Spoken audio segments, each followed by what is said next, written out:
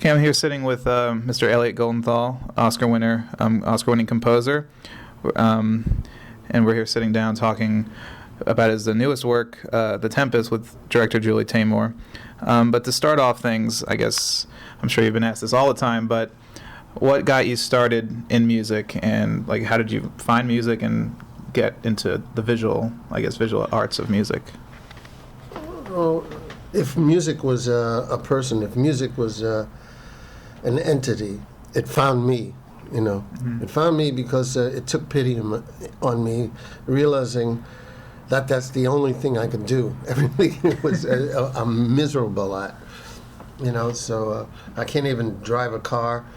I'm a dum-dum when it comes to most things, dyslexic, pathetic, and so music is at least something I can have a respectable time with.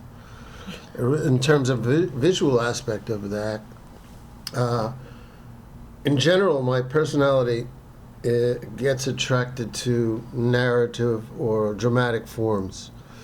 So when it comes to music, theater, that includes ballet and opera, and the cinema was very important. The reason I say cinema, not film, is because when I was growing up in New York City, in my teens, there were two quote-unquote art house theater that used to play classic movies, mm-hmm. American stuff that wasn't, it was rarely shown, or Japanese cinema, you know, Italian, German, etc., and I was exposed to composers like Bernard Herrmann, Nino Rota, and so many great composers internationally, mm-hmm. that I said, "Oh, that's really cool. That's something to aspire to be a part of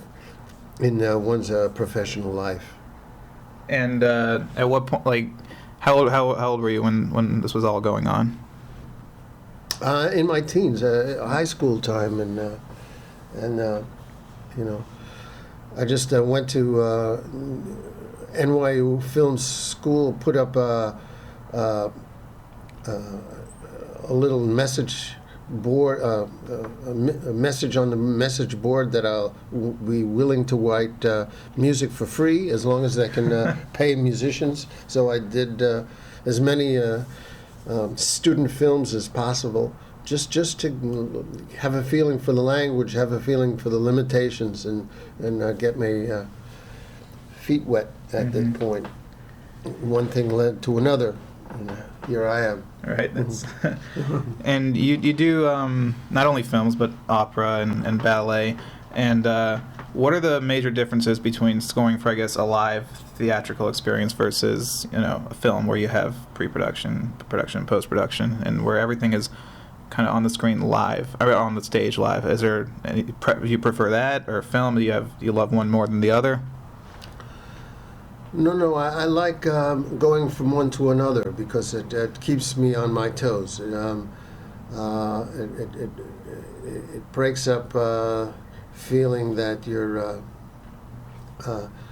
in. It jostles you. It jostles you. So I like that. The major difference is working with fixed time or malleable time. On the stage, in opera, you can write thing that you think it's 3 minutes long or 5 minutes long, but it can be 3 minutes and 60 seconds, 59 seconds. It could be whatever. It can change depending on the soloist, the conductor, the feeling in the audience. Writing movie music is you have to sometimes express with tremendous character. 1 second, 2 seconds, 10 second. That's the melody, and you have to hang the whole movie on a 10-second melody. So working with fixed time is a whole different set of variables as a composer. And do you like to get I know some composers like Ennio Morricone and Hans Zimmer, they like to get started in pre-production and look at the script and compose ideas. Or do you like to see finished footage before you start like getting ideas and stuff like that? Or when do you like to come in that process? Well, it changes for me because if, for example, on the Tempest, there's 6-7 songs, and Frida was a number of songs that I had to compose. So in that case, you have to write the songs before you see any footage, right? Because they have to rehearse, they have to prepare it, and sing it on screen many times. And in this particular case, in general, I'd rather see things really late.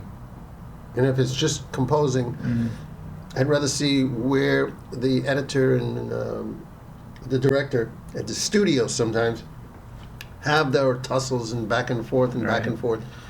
With an Interview with a Vampire, there was another composer I was replacing because the other composer had a previous commitment, so I had to do the score in like 3 weeks. Wow. And that was the best experience in terms of that, because there was no futzing around with the editing and the scoring. It's coming out June 21st, and that's all that's at. That's the that's the fixed time. Do ideas flow faster when you're that tight for time, or are you kind of in a panic scramble mode at that point? No, it's more of a reflexive process over a reflective process. You have to respond immediately. It's probably a better way, even though you wish you would change it this or that, but in general, I think it's the best way for me, my personality, not to have a lot of time on my hands. Right. So you collaborate with Julie Taymor. You've worked on almost everything that she's done with film-wise. How important is that building of the relationship between the director and the composer, as you and Julie? I mean, you know her probably very well by now, and you've worked with her many times. And does that make for the Tempest versus, say, like Titus? Was it easier? Did you able to knew what she was talking about? Did you guys have a better workflow? I think that in the communication area, it's never a problem.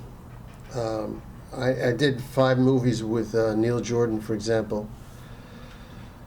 I don't think there's a formula. It turns out that the first movie and the third movie with Neil was easier, more of a flow. I wish there was a clear answer to that. It always seems like you're starting for the first time. The only thing that it's improved as you have a trust, mainly coming from the director. I know that Elliot somehow will figure it out and make it work because he made it work 4 or 5 times. I can see that.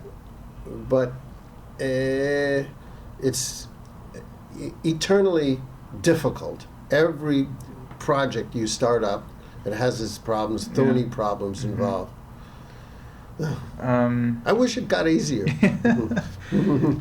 So, like with the Tempest, for example, I guess talk about the Tempest working with a very dialogue-heavy film, where score could very easily get tangled up with the dialogue and the characters. And how did you manage to still, I guess, do what the score needed to do without tripping over the words? Not only there is a bunch of words, but they're Shakespeare's words. Right. And they're what do you think? You're some sort of a Shakespeare? And they're words that are spoken in meter, whether it's iambic, pentameter, or other meters. That's is very, very structured in a musical form to begin with. And Julie is very, very, very strict on having the actors speak in verse, speak in time. So in that way, I have to work around and support the dialogue in a way that illuminates language, shines a light of the language, that lets you hear it, that somehow try to uplift the meaning without intruding in the performance. Right. Sometimes it's like dancing between the raindrops, so to speak.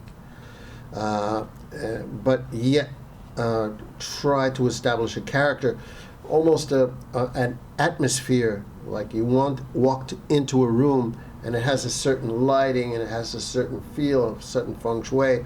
That's the way the score functions in that respect. But there's a lot of songs. There's 6 or 7 songs, so I can establish the thematic material, the motives that I can use elsewhere, the themes in those songs. And I guess similarly, I mean, you work with Michael Mann on Heat and Public Enemies. And Michael is I guess he always has a lot of songs in his movies, and I'm sure he picks them out.